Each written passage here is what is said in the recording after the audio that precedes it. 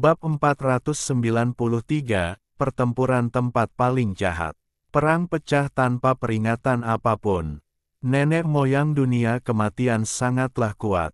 Dia menamparkan Li Huiyu dan Mark Wu hanya dengan satu tamparan. Dewa leluhur sejati dapat membuat awan dengan jentikan tangannya dan menurunkan hujan dengan jentikan tangannya yang lain. Dia mengendalikan dunia segala sesuatu.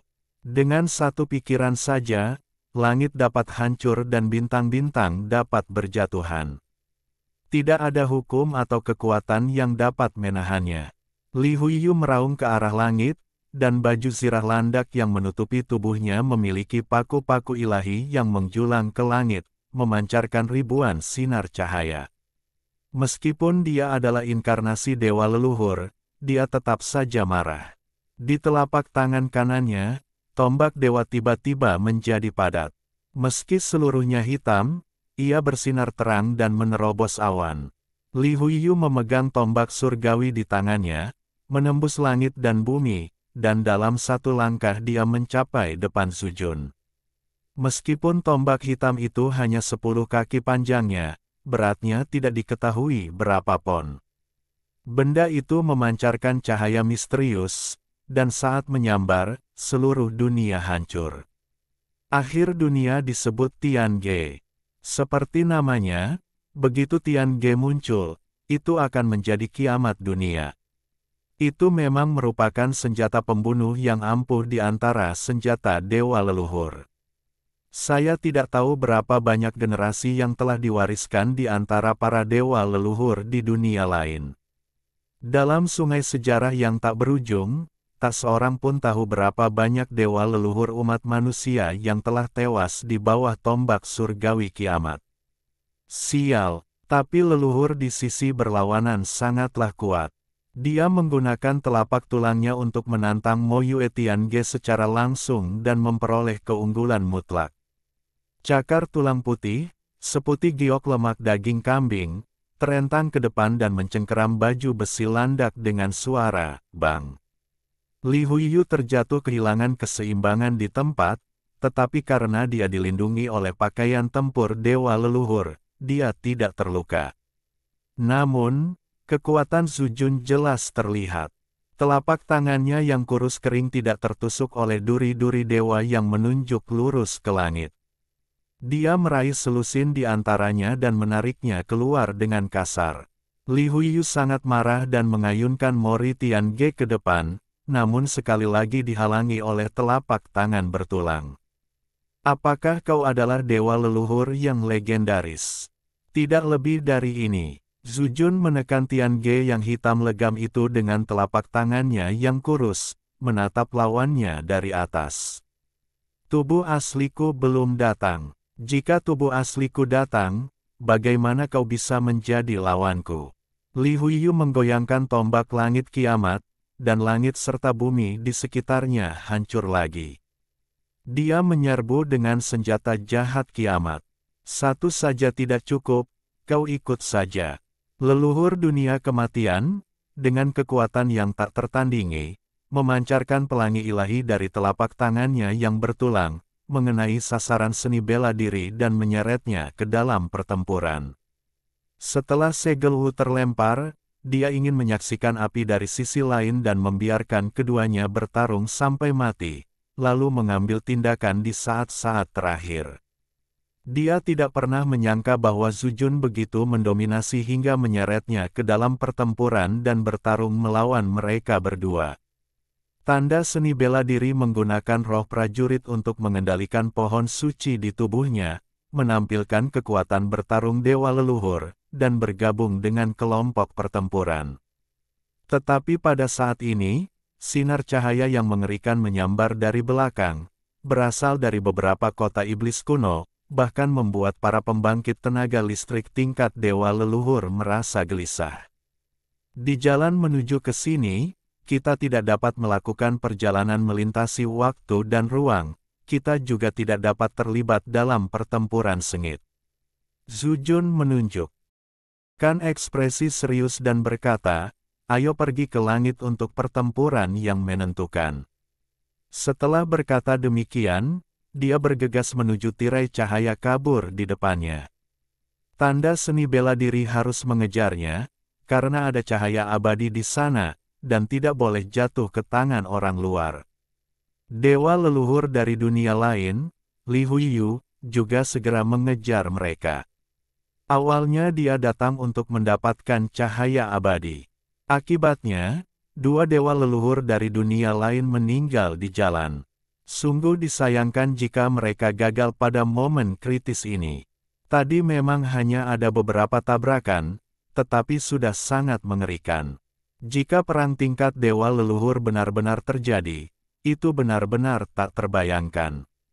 Jika mereka tidak mengendalikannya, dunia mungkin hancur. 3 orang paling berkuasa menghilang ke langit dalam sekejap mata. Perang antara para dewa leluhur pecah, dan para semi-leluhur dan raja-raja di belakang juga ikut berperang. Dalam pertarungan 3 arah, 9 leluhur setengah dari dunia lain dan 8 raja dari dunia kematian berada di atas angin, sedangkan Xiao Chen, Bai Qi, dan 2 senjata ajaib itu jelas berada pada posisi yang kurang menguntungkan.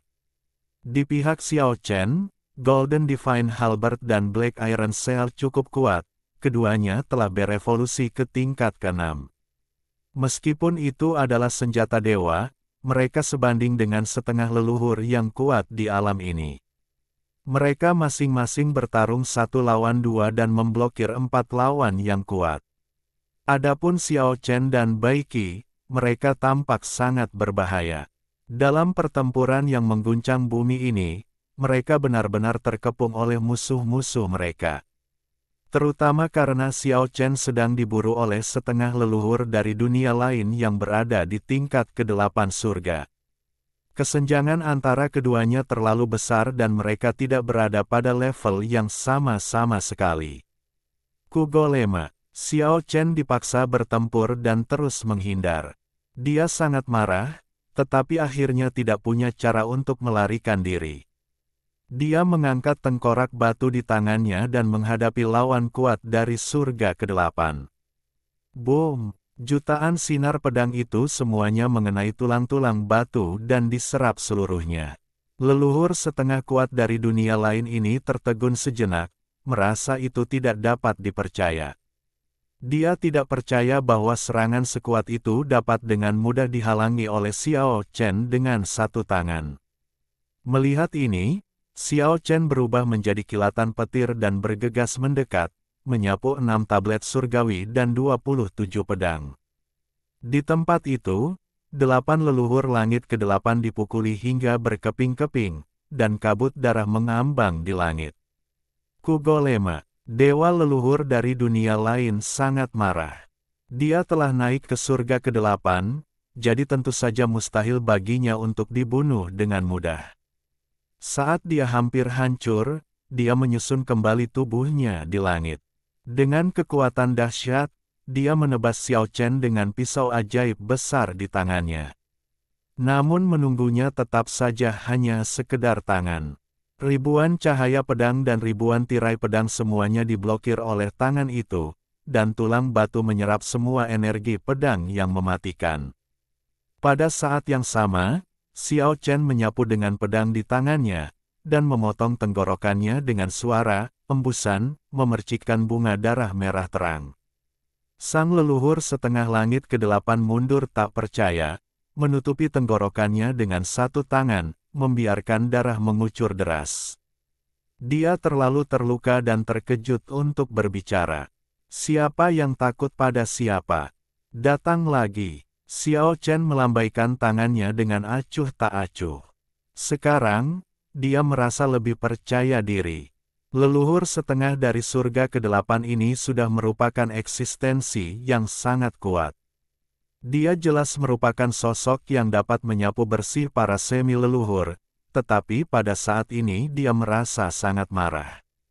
Cahaya ilahi bersinar dari seluruh tubuhnya, dan tenggorokannya cepat pulih. Dia berubah menjadi seberkas cahaya dan bergegas menuju Xiao Chen. Dia menghindari tangan Xiao Chen dan dengan cepat menebas ke tempat lain. Namun, saat mencapai alam setengah leluhur, kesadaran spiritualnya begitu kuat sehingga Xiao Chen tidak melakukan apapun kecuali meletakkan tangan kirinya di depannya, yang cukup cepat untuk menjadi lebih cepat daripada setengah leluhur dari dunia lain yang terus-menerus menyerangnya. Setelah puluhan kali pertemuan, sayangnya, leluhur setengah bela diri surga ke-8 yang kuat itu kembali digorok lehernya oleh Xiao Chen. Aliran darah menyembur keluar. Aku lahir atas kehendak langit dan bumi, dan aku menghukum atas nama langit. Aku adalah tubuh yang kekal dan abadi. Kalian tidak dapat melakukan apapun padaku. Mendengar kata-katanya yang arogan, leluhur setengah surga ke-8 menjadi sangat marah dan bergegas maju lagi. Siapa yang takut pada siapa? Lebih baik aku memukulmu sekali daripada kau memukulku 1000 kali. Xiao Chen benar-benar santai dan tampak kesal. Leluhur setengah surga ke-8 mengabaikan kata-katanya, ekspresinya menjadi sangat dingin, dan dia berteriak dengan dingin dan kejam, blokade. Pada saat ini, cahaya mengerikan muncul di segala arah, atas dan bawah, menghalangi Xiao Chen. Ruang itu menyusut dengan cepat, mencoba menyegel Xiao Chen di dalamnya. Namun tanpa suara, tirai cahaya mengerikan yang baru saja mendekat diserap oleh tulang batu di tangan Xiao Chen, dan dunia kembali jernih. Leluhur setengah langit ke-8 merasa kesal, tetapi dia tidak dapat memikirkan cara untuk membunuh Xiao Chen untuk sementara waktu. Xiao Chen terutama bersikap defensif, jadi mustahil baginya untuk membunuh leluhur setengah surga ke-8 ini. Di sisi lain, Bai Qi selamat dari pertarungan yang nyaris mematikan dengan 2 raja tulang dan seorang leluhur setengah dari dunia lain, dan pertarungan itu menjadi sengit, di mana ia tertusuk beberapa kali. Saudara-saudara dari dunia kematian, kita adalah keluarga. Xiao Chen menggunakan setengah tengkorak batu untuk membersihkan jalan, melepaskan diri dari setengah leluhur dari surga ke-8, dan bergegas menuju sekelompok raja yang kuat. Pada saat yang sama, dia menyingkirkan pakaian perang dewa leluhur, daging dan darahnya menjadi transparan, tulang-tulang di dalamnya terlihat jelas, dan tulang-tulang berwarna-warni bersinar dengan kecemerlangan yang menyilaukan. Lihat, kita berasal dari klan yang sama. Xiao Chen berteriak keras, dulu aku pernah berlatih di pinggiran benua kematian. Kakak-kakakku seharusnya bisa tahu siapa aku.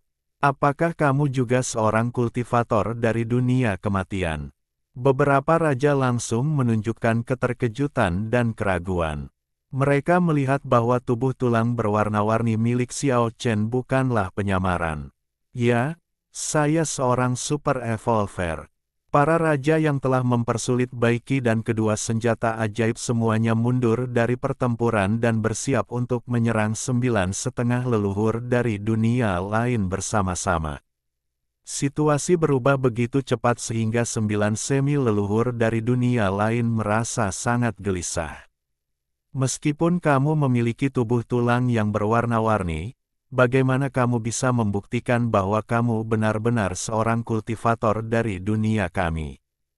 Kalian semua adalah raja di dunia kematian, kalian pasti tahu beberapa nama raja.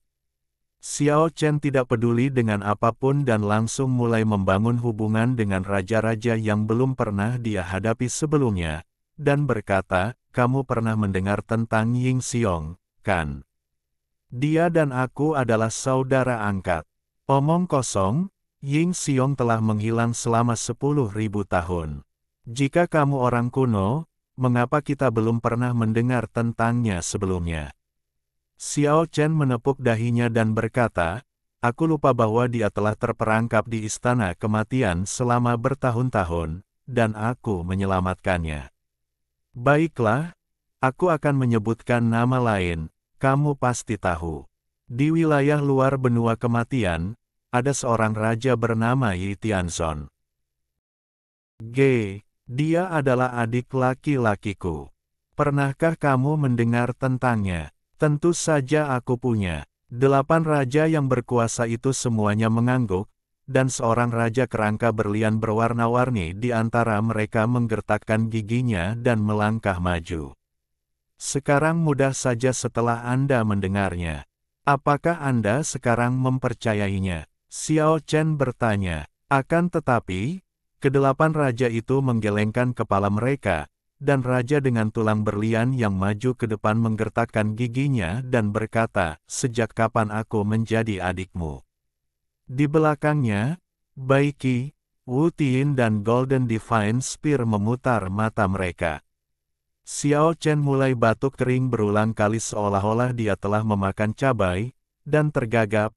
"Ini, tidak mungkin kebetulan, Yi Tianzong, bukankah kamu pergi ke pedalaman benua untuk menjelajahi misteri bersama Ratu Muda? Bagaimana mungkin kamu mengikuti seorang raja leluhur? Kemana Ratu Muda pergi? Kamu terlalu banyak bicara." Raja Yi Tianzong bertanya dengan dingin dan kejam, "Kapan aku menjadi adikmu?" Itu benar-benar kasus kegembiraan luar biasa yang berubah menjadi kesedihan. Dia pikir dia sudah menghubungi sekutu yang kuat, tapi dia tidak menyangka akan terungkap di depannya. Xiao Chen sendiri merasa tersipu malu dan hanya bisa menjelaskan, "Kalian semua salah paham. Saudara Yi Tianzong dan saya adalah sahabat spiritual. Saya telah mengaguminya selama bertahun-tahun, tetapi saya tidak pernah bisa bertemu dengannya. Saya hanya mengatakannya karena kegembiraan. Penjelasan adalah cara untuk menutupi. Tidak peduli seberapa fasihnya Anda tidak dapat menipu kami." Yi Tianzong sangat marah. "Tidak peduli apa, kamu harus percaya bahwa aku adalah seorang kultivator dari benua kematian. Kalau tidak, bagaimana mungkin aku bisa tahu nama-nama raja dari daerah luar? Ayo kita bantu Zujun dan biarkan mereka terus berjuang." 8 raja itu pun berjalan menjauh, meninggalkan medan perang, dan berjalan menuju langit. Pada saat ini, 9 semi leluhur dari dunia lain sedang berhadapan dengan Xiao Chen dan anak buahnya, dan memiliki keunggulan mutlak. "Saudara Yi Tianzong, jangan pergi," teriak Xiao Chen dari belakang. Namun ke-8 raja itu mengabaikannya dan langsung terbang ke langit. Membunuh. Leluhur setengah yang kuat dari surga ke-8 melambaikan tangannya, dan 9 leluhur setengah mengelilinginya sekaligus. Aura pembunuh yang bergulung-gulung itu bagaikan gunung berapi besar yang meletus, melesat ke langit dan menenggelamkan tempat itu. Hanya ada beberapa dewa leluhur dalam seluruh sejarah peradaban.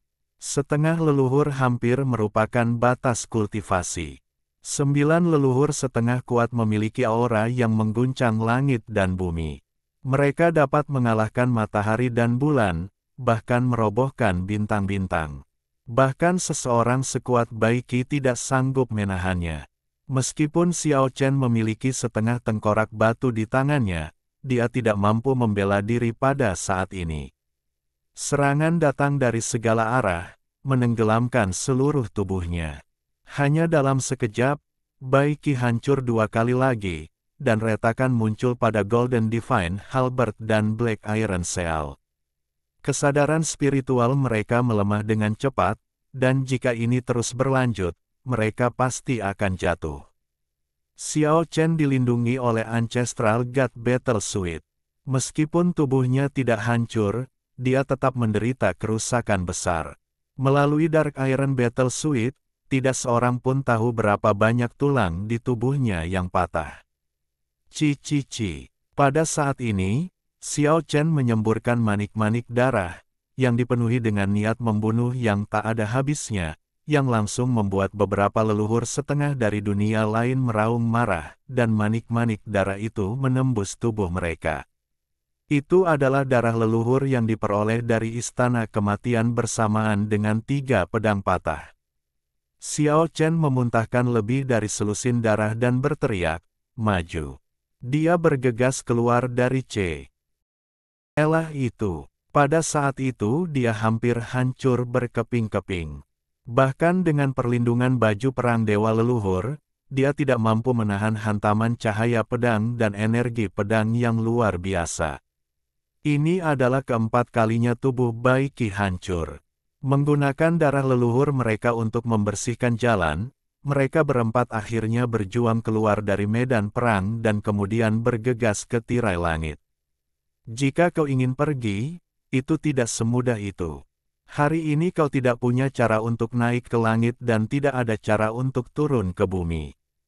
Kau sudah mati. Leluhur setengah dari dunia lain di surga ke-8 sebelumnya telah beberapa kali tubuhnya dipatahkan oleh Xiao Chen.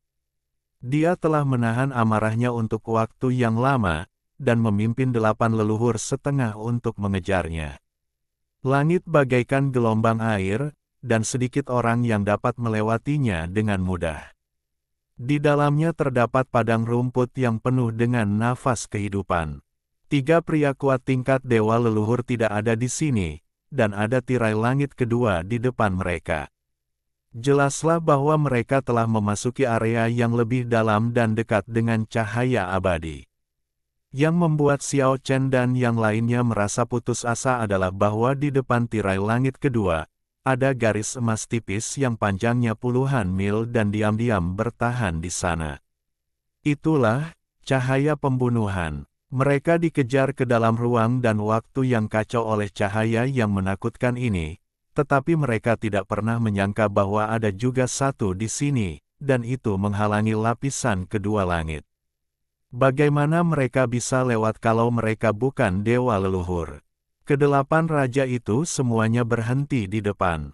9 leluhur setengah dari dunia lain semuanya menunjukkan senyum muram dan bergerak menuju Xiao Chen dan yang lainnya selangkah demi selangkah. Ayo bertarung. Pada titik ini, Xiao Chen dan yang lainnya tidak punya pilihan selain bertarung. Akan tetapi, kesenjangan kekuatan antara kedua belah pihak terlalu besar. Bagaimana 4 semi leluhur dapat melawan 9 semi leluhur, termasuk manusia terkuat di surga ke-8. Tubuh Bai Qi hancur untuk ke-6 kalinya, dan kekuatan jiwanya menurun drastis. Jika begini terus, dia pasti akan mati. Dan tubuh Xiao Chen akhirnya hancur begitu berada di dalam pakaian perang dewa leluhur. Kabut darah mengambang saat dia berjuang untuk membangun kembali tubuhnya. Kekuatannya yang sesungguhnya belum mencapai alam semi leluhur. Dia terjebak di istana kematian selama lebih dari 150 tahun. Setelah menanggung segala macam siksaan dan berlatih keras, ia hanya mencapai tingkat ketiga atau keempat alam pembersihan bumi. Meskipun dia dapat bertarung melawan seorang Half Ancestor, dia bukanlah seorang Half Ancestor. Begitu Xiao Chen terluka, konsekuensinya akan lebih serius. Situasinya saat ini sangat buruk dan dia dalam bahaya bisa dihancurkan kapan saja. 9 leluhur setengah kuat dari dunia lain mengepung mereka, namun mereka tidak mampu keluar. Tombak emas ilahi dan segel besi hitam juga rusak sebanyak 4 kali. Itu adalah senjata dewa, sangat keras dan tidak dapat dipatahkan sama sekali. Setelah rusak, kultivasinya akan menurun drastis saat disatukan kembali. Setelah hancur 4 kali, mereka jatuh dari tingkat ke-6 ke tingkat ke-4. Jika mereka terus seperti ini, hanya masalah waktu sebelum mereka kembali menjadi prajurit fana. Persetan, Qiu Golema, Wu Tian dan Golden Divine Spear mengumpat dengan keras. Hai kalian sekumpulan burung setengah leluhur, apakah kalian punya nyali untuk bertarung 1 lawan 1 denganku? Apakah serangga dari surga ke-8 itu berani melawan aku dalam duel 1 lawan 1? Tidak seorang pun memperhatikan mereka berdua.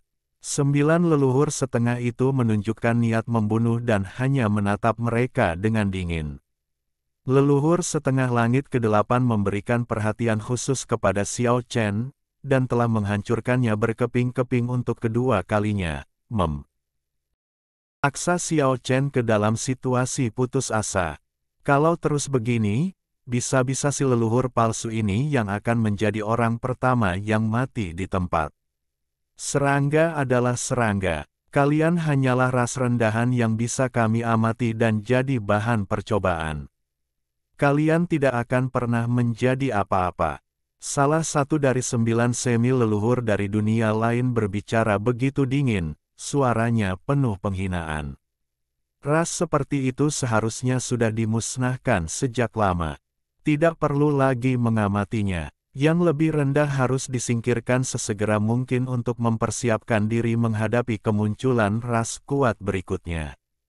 Ya, sudah saatnya untuk menyarankan kepada para dewa leluhur bahwa kita membutuhkan ras yang lebih kuat sebagai objek pengamatan dan eksperimen kita.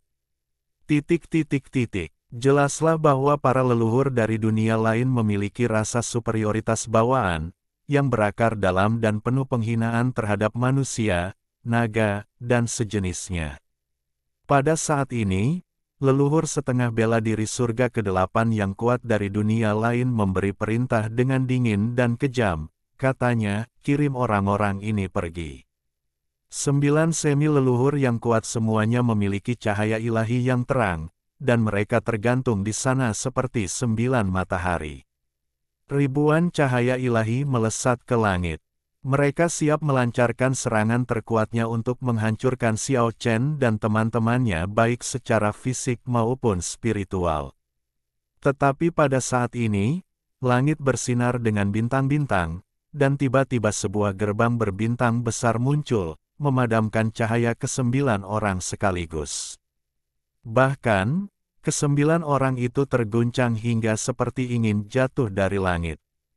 Selama proses ini, cahaya bintang bersinar terang, dan beberapa bayangan jatuh dari gerbang langit berbintang.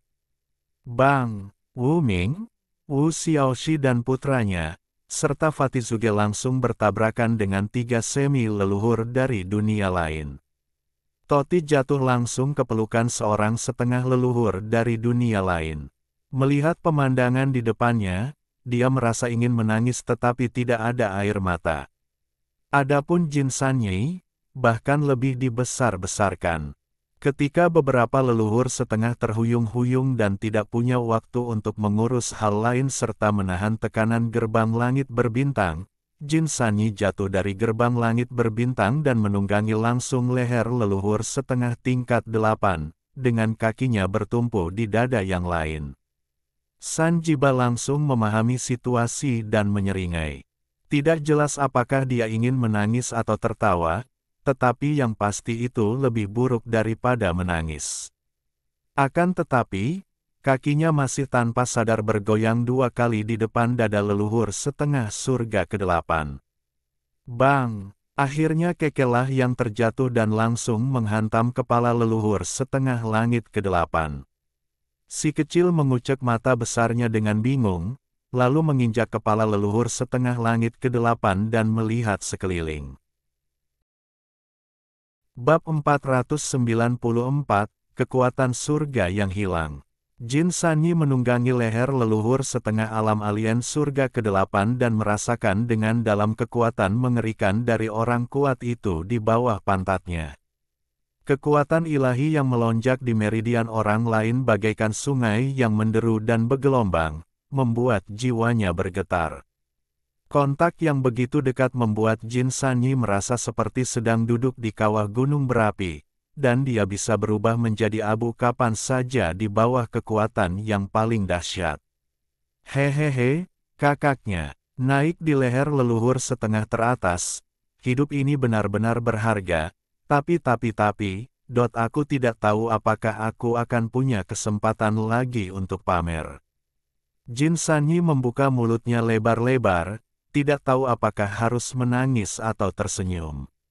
Boom! Darah para leluhur setengah dunia alien di surga ke-8 melonjak, dan darah mengalir seperti tsunami dan seperti ribuan kuda yang berlari kencang, menyerbu dengan keras ke dalam pembuluh darah, mengandung kekuatan penghancur yang tak tertandingi, dan gemuruh guntur bergema di hati Jin Sanyi. Sekarang Jin Sanyi benar-benar ingin menangis. Kekuatan yang mengerikan ini benar-benar membuat jantungnya berdebar-debar. Ia merasa pantatnya mungkin akan meledak berkeping-keping pada saat pertama, karena ia merasakan yang menimpanya bukanlah leher, melainkan ujung tombak yang sangat tajam. Sialan, lebih baik diledakkan oleh tombak penghancur besar yang legendaris, ucap Jin Sanyi dengan wajah sedih. Saya benar-benar tidak tahu apa yang sedang terjadi dalam pikiran orang ini. Di saat kritis, dia punya berbagai macam pikiran kacau.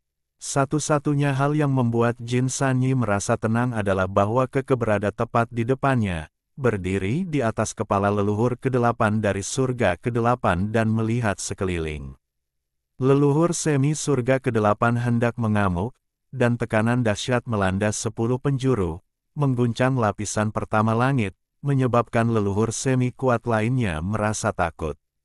Namun, dia tidak ingin membunuh Jin Sanyi secara langsung, karena itu akan terlalu mudah bagi orang ini.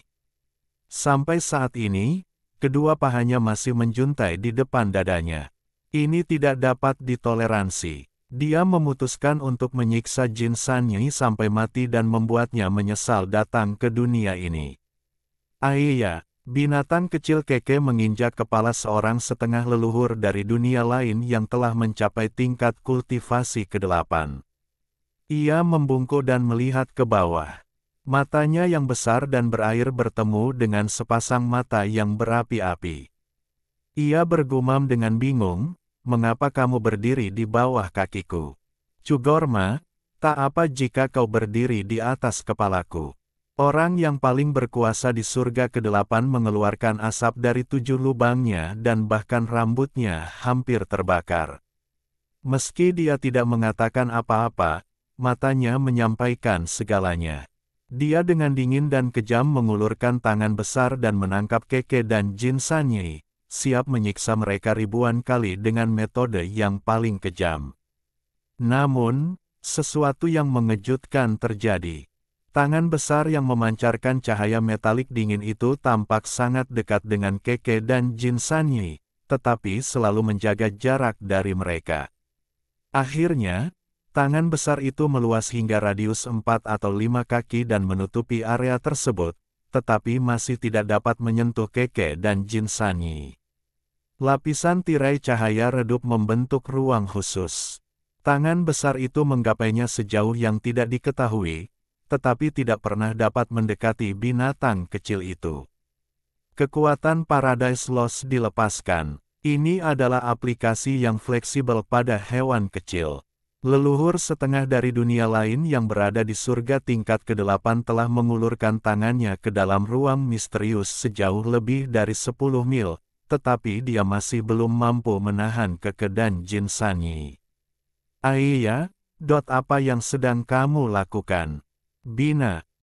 Tang kecil itu berjongkok, memiringkan kepalanya dengan rasa ingin tahu, dan memandang ke arah setengah leluhur yang kuat dari dunia lain. Matanya yang besar berkedip-kedip, dan orang dapat melihat dengan jelas bulu matanya bergetar. Cugorma, aku datang menjemputmu. Leluhur setengah atas ingin berteriak keras, tetapi dia menahannya. Dia merasa sangat malu karena dia bahkan tidak dapat menangkap pria dan binatang itu yang sedang menunggangi lehernya. Aneh sekali. Kalian semua pergi ke neraka. Semi leluhur teratas dari surga ke-8 sangat marah. Seluruh tubuhnya bersinar dengan cahaya ilahi, dan seberkas cahaya besar melesat langsung ke langit. Dia benar-benar kehilangan kesabaran dan tidak berniat menyiksa manusia dan binatang itu lagi. Dia siap menggunakan kekuatan ilahi yang besar untuk mengubah mereka menjadi abu dan menghancurkannya menjadi bubuk. Api ilahi melonjak, dan setengah leluhur surga ke-8 hanya berjarak 2 surga dari dewa leluhur. Kekuasaan ilahiyahnya seluas samudra dan tak tertandingi dalam tiraninya. Semua orang di sekitar tidak dapat menahan diri untuk mundur.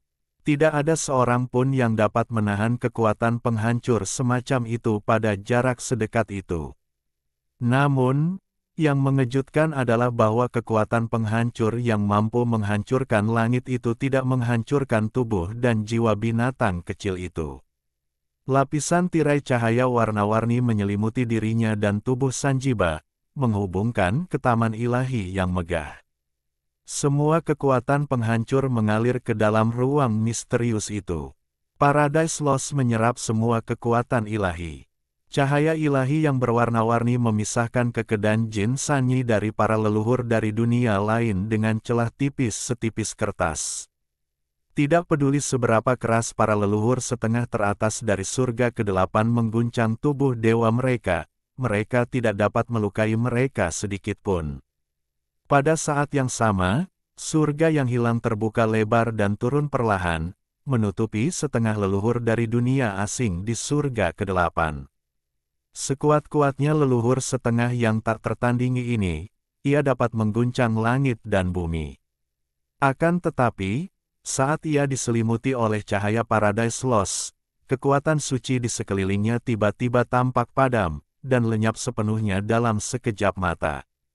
Jin Sanyi menunggangi leher Banzu dari surga ke-8 dan memasuki surga yang hilang. Hal ini membuat Sanjiba merasa sangat lega. Matanya yang bagaikan bunga persik bersinar terang dan kakinya menjuntai di depan dada Banzu. Hahaha, dia tertawa penuh kemenangan.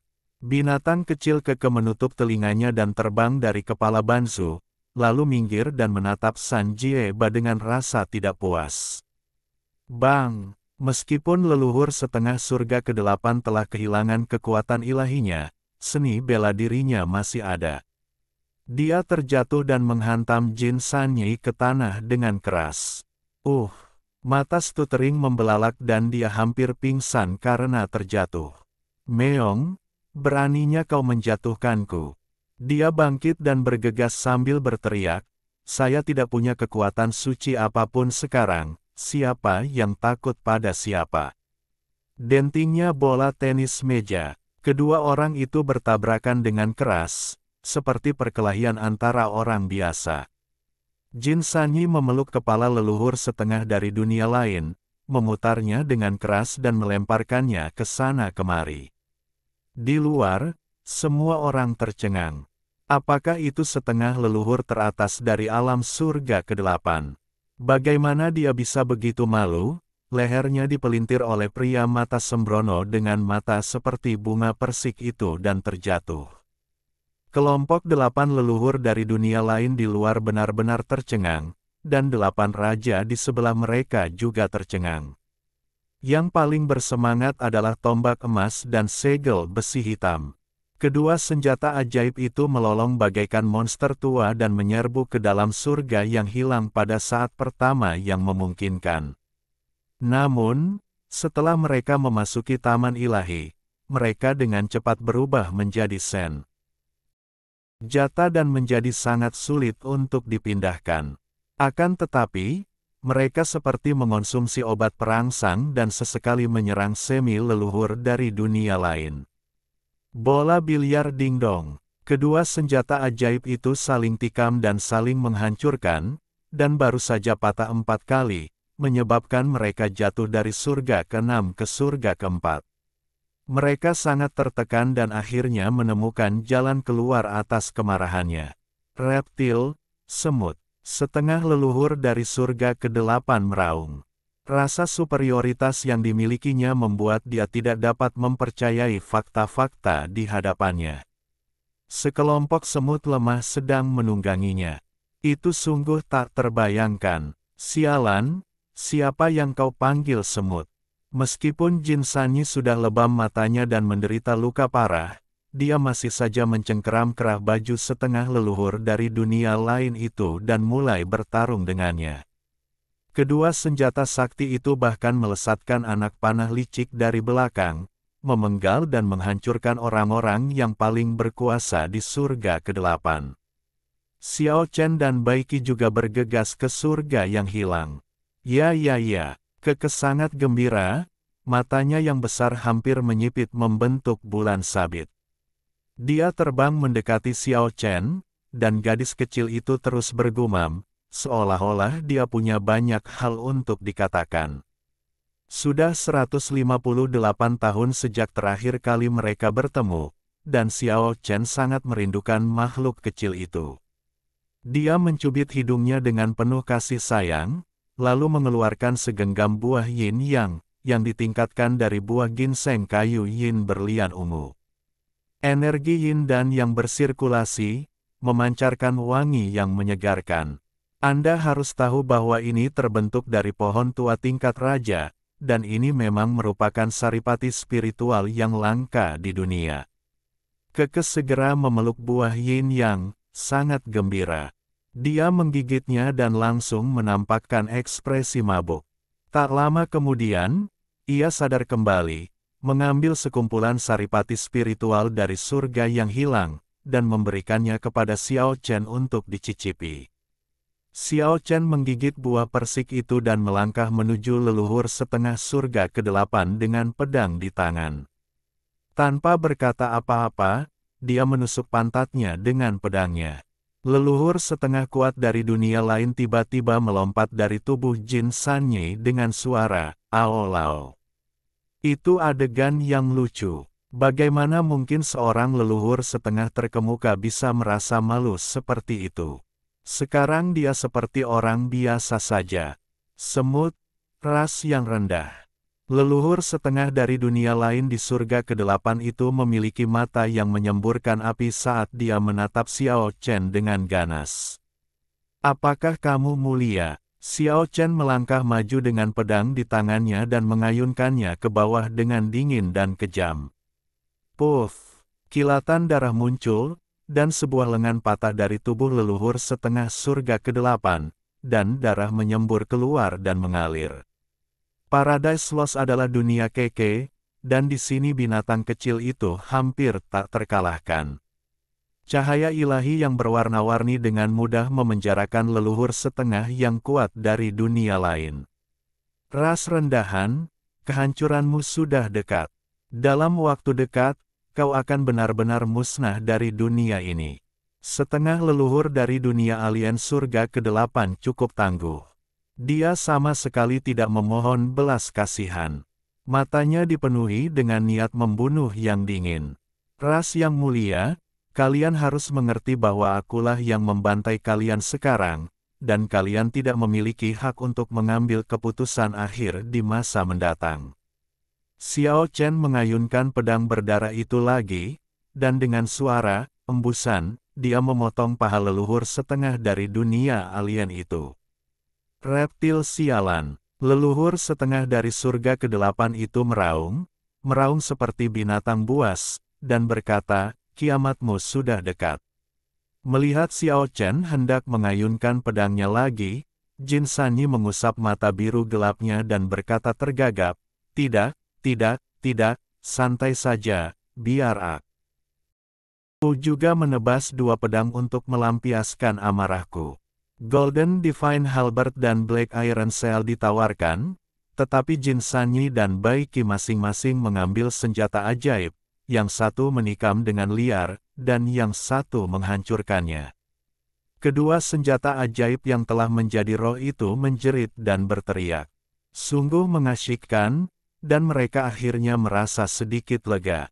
Bai Qi juga telah hancur berkeping-keping berkali-kali, dan kekuatan jiwanya telah sangat menurun. Tentu saja saat ini dia tengah berupaya ekstra keras untuk menyapa leluhur setengah dari surga ke-8. Di Lost Paradise, beberapa orang memukuli semi leluhur tingkat atas yang malang. Itu adalah adegan yang sangat keras dan tidak cocok untuk anak-anak. 8 leluhur setengah dari dunia lain di luar benar-benar marah dan semuanya berteriak.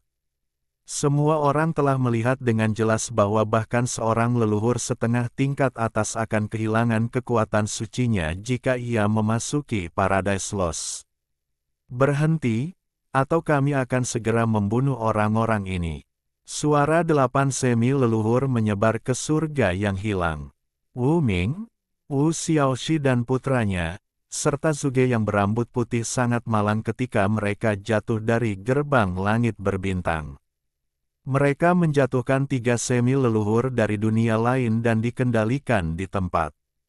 Toti yang berambut pirang bahkan lebih sial. Dia jatuh langsung ke pelukan seorang setengah leluhur dari dunia lain dan secara alami diturunkan tanpa ketegangan apapun. Beberapa orang di surga yang hilang dengan kasar memukuli leluhur setengah surga ke-8.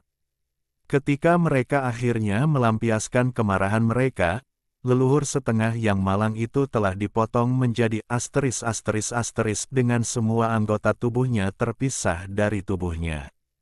Beberapa dari mereka memainkan peran yang sangat memalukan dan hanya sekelompok penjahat. Aku sudah melampiaskan amarahku, saatnya mengubah orang. Xiao Chen menyingkirkan Golden Divine Halberd dan Black Iron Seal yang masih menolak menyerah. Kau sudah bertindak terlalu jauh. Kedelapan leluhur tiri dari dunia lain menggertakkan gigi mereka. Hanya dalam beberapa saat, pemimpin mereka disiksa hingga mencapai kondisi ini. Sulit untuk membayangkan bahwa leluhur setengah yang agung dan perkasa itu akan mengalami hari yang menyedihkan seperti itu. Yang mana yang ingin kamu ubah? Seorang setengah leluhur dari dunia lain memiliki wajah muram dan menatap Xiao Chen dan yang lainnya seperti ular berbisa. Tentu saja kami menginginkan keempatnya. Xiao Chen menyeret pedang berdarah itu ke belakang dan berkata, dia adalah setengah leluhur dari surga ke-8. Jika kamu ingin menukarnya dengan yang lain, maaf, kami hanya bisa menguburnya sebagai pupuk. Oke, ganti orang. 8 leluhur setengah semuanya memiliki wajah muram, dan niat membunuh ditekan secara paksa oleh mereka. Kedua belah pihak saling bertukar dan melepaskan warga mereka. Jelaslah bahwa 8 leluhur setengah yang kuat sangat membenci Xiao Chen dan kelompoknya sehingga mereka mulai menyerang sebelum pertukaran berhasil diselesaikan. Lagi pula, leluhur setengah surga ke-8 adalah makhluk yang sangat kuat, dan dia merekonstruksi tubuhnya saat dia meninggalkan Paradise Lost. Boom! Cahaya suci melesat ke angkasa, menggemparkan langit dan bumi. Ia pulih dalam sekejap, dan dengan momentum seorang raja, ia membunuh Toti dan keempat orang lainnya. Pada saat yang sama, Banzu di belakangnya juga menyerang dengan ganas. Xiao Chen telah memberitahu Keke bahwa binatang kecil itu telah memperhatikan mereka dan akan menyelamatkan mereka sesegera mungkin. Cahaya ilahi yang berwarna-warni menerangi langit dan bumi, dan surga yang hilang turun. Leluhur setengah surga ke-8 baru saja mengalami kengerian semacam itu secara pribadi, dan dia segera berubah menjadi pelangi hijau dan bergegas ke samping.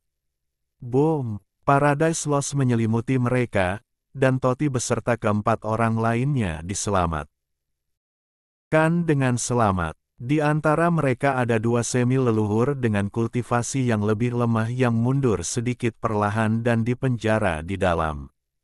Persetan, menurutmu si gendut mudah diganggu? Zuge yang gemuk dan berambut putih tiba-tiba menjadi bersemangat, melompat dan menerkam setengah leluhur. Meskipun kekuatan biasa pria gemuk itu mengerikan, setelah menjadi manusia, tubuh pria ini menunjukkan kekuatannya. Tubuh besar itu melesat dengan dahsyat, menekan dari atas. Meskipun kemampuan bertarungnya tidak sebaik lawannya, namun metodenya licik, dan pada akhirnya dia menjatuhkan setengah leluhur yang malang itu dengan pantatnya. Toti yang berambut pirang juga penuh energi. Saat ini, dia sedang bertarung dengan setengah leluhur lainnya, berteriak tanpa malu-malu, apa gunanya setengah leluhur? Yang sedang kulawan adalah setengah leluhur, yang dikenal sebagai si pirang tak terkalahkan, keturunan dari leluhur bela diri, Tuan Toti. Wu Xiaoxi juga bersemangat untuk mencoba dan ingin bergegas dan menendang kedua leluhur setengah itu beberapa kali. Tapi Wu Ming sangat tenang. Dia menahan Wu Xiaoxi dan menghentikannya bertindak gegabah, karena takut orang-orang kuat dari dunia lain akan mengejar mereka di masa mendatang.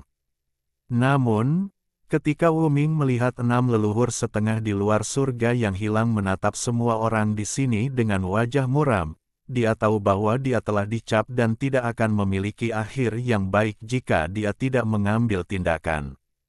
Kalahkan mereka. Dia menarik putranya dan bergegas mendekat dalam 2 langkah. Bersamaan dengan itu, dia mengeluarkan sebuah lonceng besar dan memukuli kedua setengah leluhur itu dengan keras, memukuli mereka sekeras-kerasnya untuk melampiaskan amarahnya. Kalian berdua pecundang, memukul mereka seperti itu tidak akan membuat mereka merasa sakit. Kalian harus memukul mereka seperti ini. Wu Ming, yang siap memberikan segalanya, hanyalah seorang ahli. Dia menunjukkan kepada Toti dan Fatizuge cara menggunakan trik kotor. Aku tahu kamu bukan orang baik. Fatizuge dan Toti mengeluh dalam hati mereka.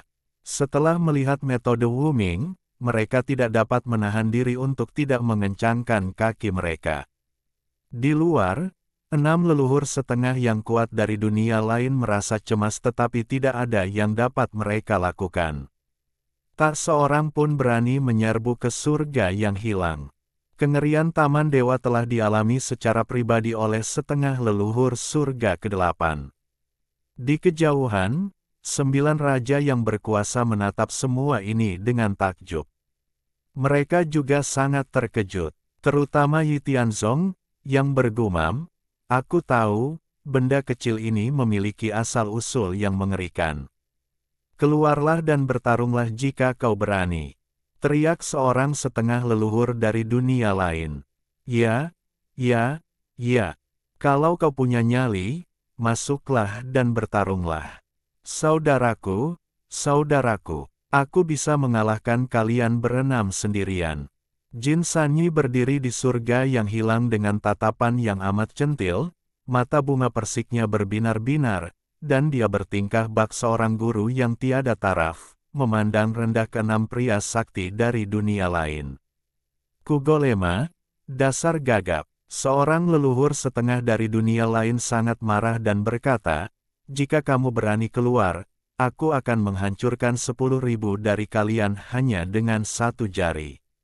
Dihina dan dipandang rendah, Jin Sanyi tidak berkata apa-apa, langsung mengambil tombak emas dewa dan bergegas menuju 2 leluhur setengah dari dunia lain yang sedang dipukuli dengan kejam oleh Wu Ming, Toti dan yang lainnya. "Bukankah kamu Cugorma? Kakak akan menindas orang-orang selevelmu sekarang, mari kita lihat apakah kamu masih bisa bersikap sombong."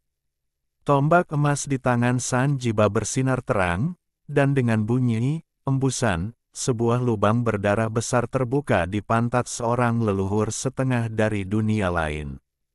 Ke-6 leluhur tiri dari dunia lain di luar tercengang, lalu menggertakkan gigi, seluruh tubuh gemetar karena marah.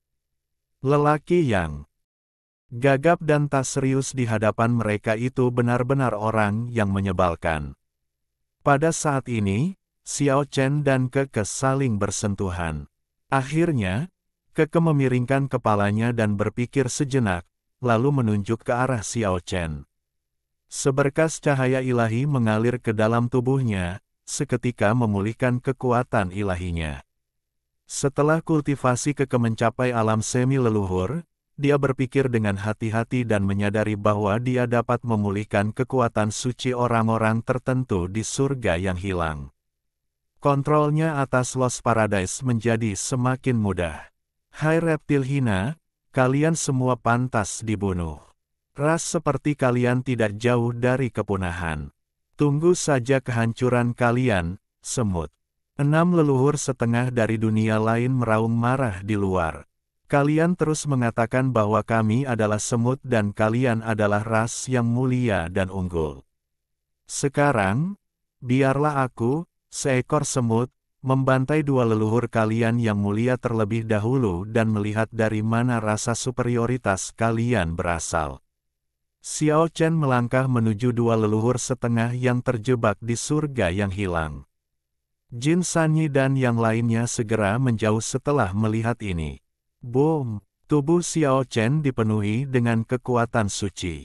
Dia mengulurkan tangan kanannya, dengan cepat memperbesarnya, dan dengan suara, "Bang!" dia meraih setengah leluhur dan hampir menghancurkannya dalam sekejap.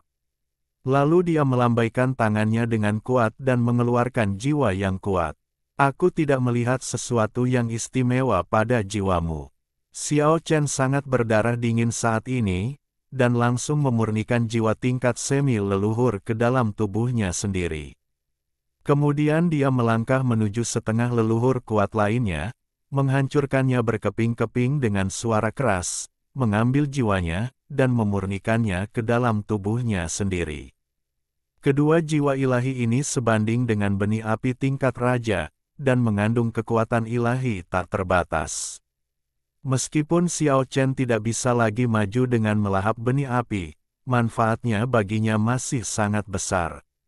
6 leluhur setengah di luar memiliki mata merah, semuanya memperlihatkan niat membunuh yang tak berujung, menatap Xiao Chen dengan ganas. Tidak ada gunanya melihat. Beranikah kau masuk? Boom! Pada saat ini, tirai langit kedua di depan bergetar hebat, dan sesosok tubuh yang mengenakan baju besi Dewa Landak yang memancarkan ribuan kaki cahaya terbang mundur, dan tombak langit kiamat di tangannya hampir terlepas dari tangannya. Itu adalah Li Huiyu, dewa leluhur dari dunia lain. Tidak diragukan lagi dia dipukuli oleh leluhurnya. Jika para pendekar sakti setingkat ini saling bertarung, maka langit akan hancur dan bintang-bintang akan berjatuhan kapan saja. Tidak mengherankan jika dia kalah telak, tetapi itu juga menunjukkan betapa kuatnya leluhur dunia kematian itu. Dewa leluhur, tolong bantu taklukkan monster itu. Seketika, seorang leluhur setengah dari dunia lain melaporkan kepada Li Huiyu semua yang baru saja terjadi. Keluar dari gerbang langit berbintang. Li Huiyu menatap gerbang langit berbintang yang besar di langit, ekspresinya tiba-tiba berubah. Dan dia berkata dengan suara yang hilang, seseorang memasuki tempat yang paling jahat dan membuka gerbang bintang seperti itu. Bagaimana mungkin? Kemudian, dia melihat ke dalam surga yang hilang, dan saat dia melihat binatang kecil seputih salju, warna kulit Li Huiyu langsung berubah. Dia mundur lebih dari 10 langkah, sangat terkejut, dan berkata, "Itu kamu." Xiao Chen tahu bahwa dewa leluhur dari dunia lain ini pasti telah mengenali orang yang salah dan mengira Ke sebagai ayah Ke. Dia ingin mengingatkan binatang kecil itu untuk berpura-pura, kalau tidak situasi mereka akan sangat buruk, tetapi sudah terlambat. Ke tidak tahu tentang hal ini dan hanya menggumamkan sesuatu. Bagaimanapun, Li Huiyu adalah dewa leluhur, dan indera ketuhanannya begitu kuat. Dia menemukan kejanggalan itu pertama kali dan berkata dengan heran. Tidak, bukan orang itu yang menentang keinginan surga. Kemudian, dia mendongak ke langit dan tertawa, aku benar-benar melihat keturunannya, hahaha. Aku akan membuatnya punah dan membuat rasmu lenyap sepenuhnya.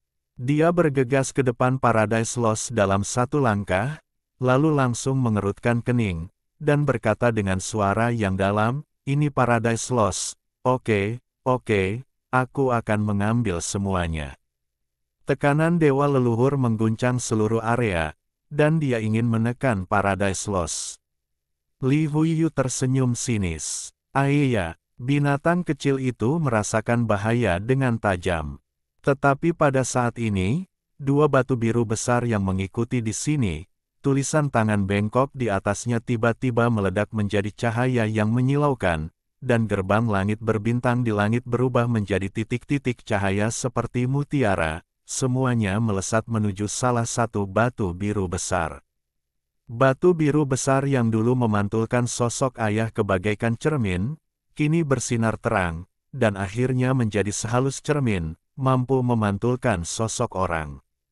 Setelah sepenuhnya menyerap kekuatan cahaya abadi yang terkandung dalam gerbang langit berbintang, binatang kecil seputih salju di cermin tidak hanya muncul lagi, tetapi juga menjadi jelas, seolah-olah telah dibangkitkan.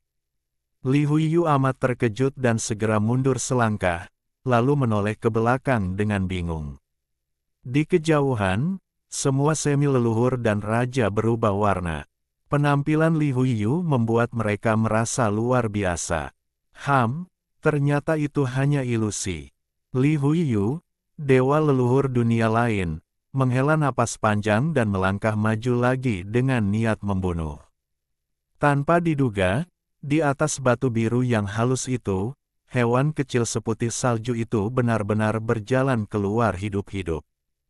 Kau, wajah Li Huiyu memucat karena terkejut, dia tidak percaya dengan apa yang dilihatnya. Ayah terlihat sangat tenang, dengan kedua tangannya di belakang punggungnya, mengenakan kacamata hitam kristal, memegang sedotan di mulutnya, dan menatap ke langit, seolah-olah dia sama sekali tidak menganggap serius Li Huiyu. Bab 495, Ayah mengambil tindakan. Ah, kenapa kamu keluar? Yang paling terkejut adalah Keke. Ia berubah menjadi seberkas cahaya putih dan melesat menuju Ayah Ke.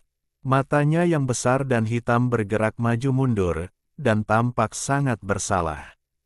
Siapa kamu bagiku? Suara Keke sangat kekanak-kanakan. Dia menatap binatang kecil yang keren itu dengan gugup dan mengepalkan tangannya erat-erat. Tetapi binatang kecil seputih salju yang muncul itu masih tampak tenang dan kalem. Ia menatap ke langit dan mengabaikan benda kecil itu. Karena diabaikan oleh binatang kecil yang keren itu, Keke mendorongnya dengan marah dan berkata, "Tulisan tanganmu jelek." Namun pada saat ini, suara Keke tiba-tiba terhenti, karena suara itu langsung melewati tubuh binatang kecil yang keren itu, dan tampaknya itu hanyalah sebuah hantu. Hahaha, Li Huiyu, dewa leluhur dunia lain, tertawa keras ke arah langit dan tiba-tiba menjadi rileks sepenuhnya. Katanya, ternyata itu hanya hantu. Aku bertanya-tanya bagaimana mungkin kau tiba-tiba muncul di sini setelah menghilang selama bertahun-tahun. Semua orang dapat melihat bahwa Li Huiyu sangat waspada terhadap binatang kecil yang keren itu. Jika Ayah benar-benar muncul, dia mungkin akan segera melarikan diri. Ayah, Keke menggaruk kepalanya. Xiao Chen buru-buru menariknya ke surga yang hilang, menjauh dari dua batu biru besar dan binatang kecil yang keren itu.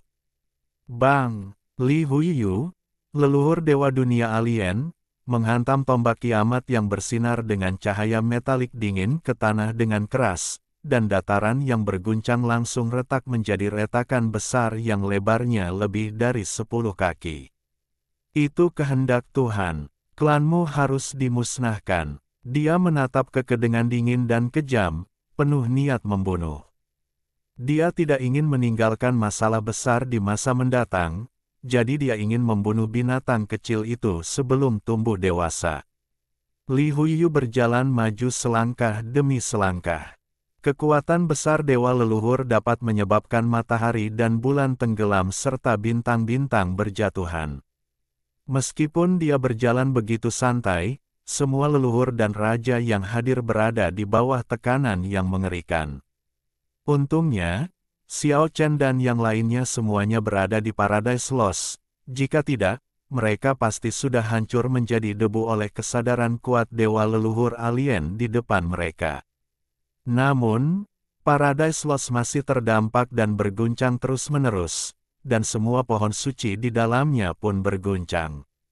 Itu hanya hantu, tapi kau ingin menjadi misterius dan memberimu kepunahan dan mengubahmu menjadi abu.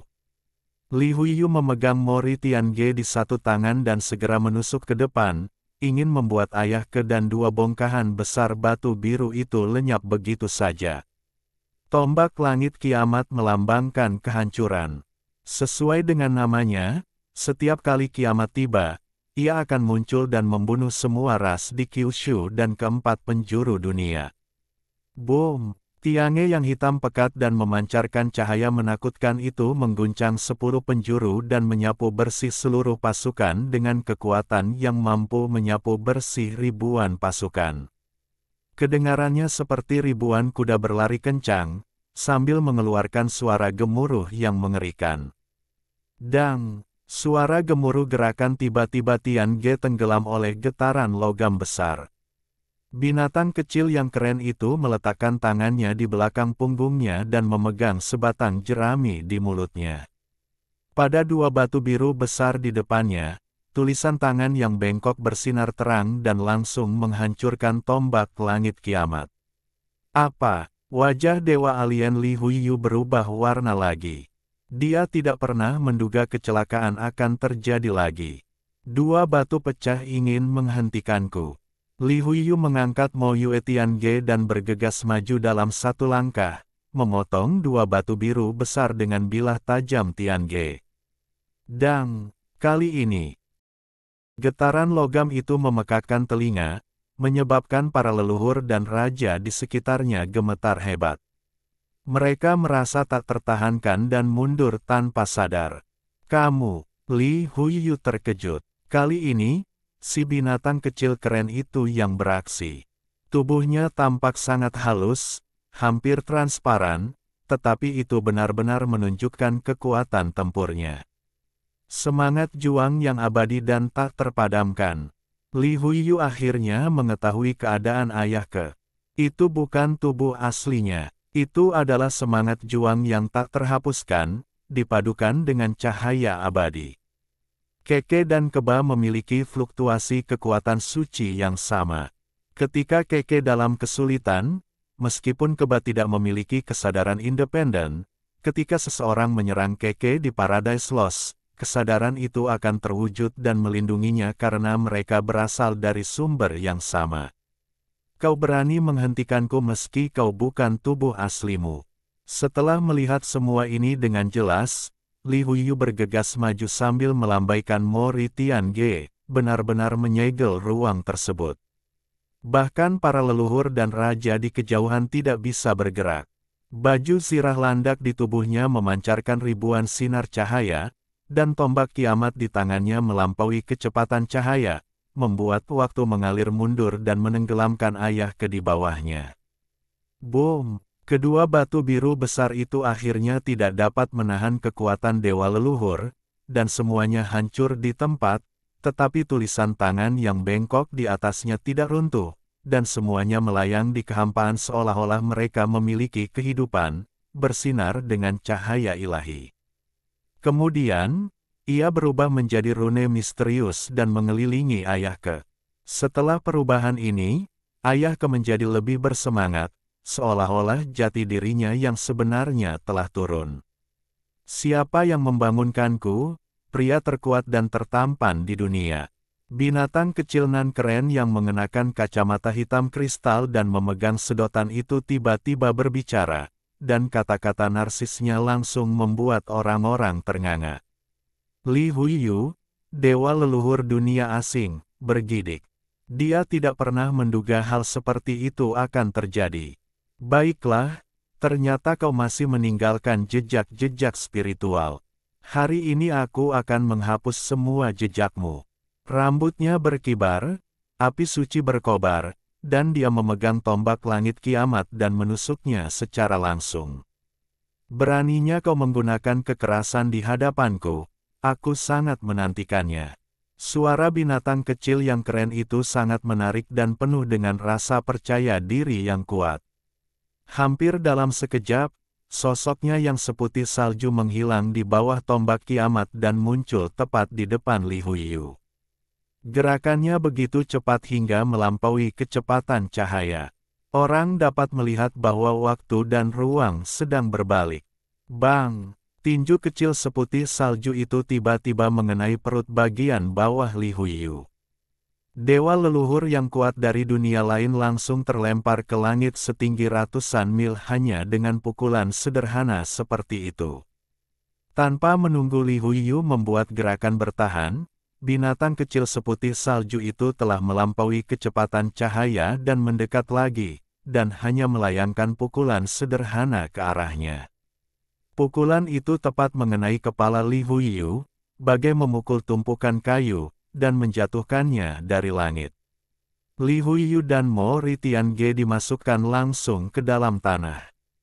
Dengan kilatan cahaya, seekor binatang kecil seputih salju muncul dari udara tipis, dan menginjak kepala dewa leluhur dari dunia lain yang terekspos di tanah dengan kakinya. Dengan kedua tangan di belakang punggungnya, memegang sebatang rumput di mulutnya. Ia menatap ke langit dan berkata, hidup ini begitu sepi seperti salju. Di kejauhan, 6 leluhur setengah kuat dari dunia lain dan 8 raja dunia kematian semuanya tercengang. Binatang kecil seputih salju di hadapan mereka ini sungguh menakjubkan. Ia menginjak dewa leluhur dari dunia lain seperti ini dan mengucapkan seruan seperti itu. Semua orang di surga yang hilang juga terkejut. Setelah melihat kekuatan suci Ayahke, semua orang tanpa sadar menatap binatang kecil keke.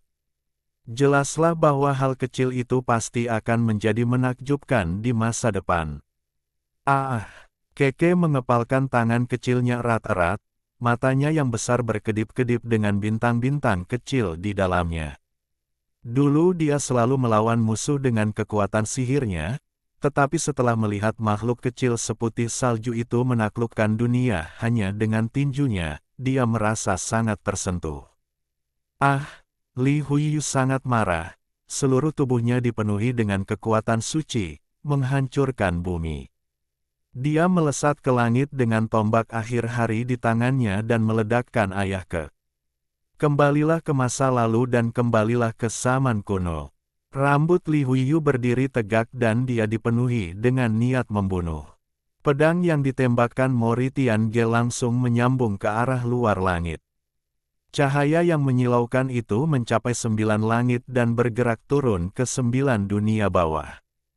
Bintang-bintang di langit bergetar. Dia ingin kembali ke zaman kuno untuk membunuh Ayahke. Tidak ada seorang pun di dunia ini yang dapat menandingiku dalam hal kekuatan sihir. Ayahke berkata dengan tenang, dengan kedua tangannya di belakang punggungnya, berjalan menuju arus waktu dan ruang yang terbalik.